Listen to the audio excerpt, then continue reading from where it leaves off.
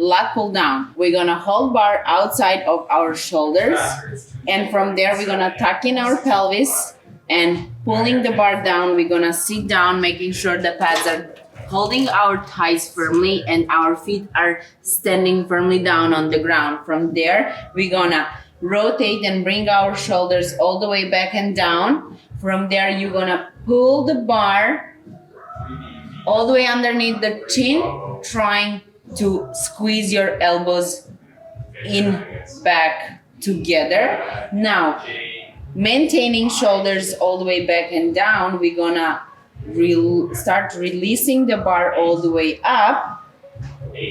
Now you want to inhale before start pulling back down, and then hold and brace on the way down and exhale on the way up.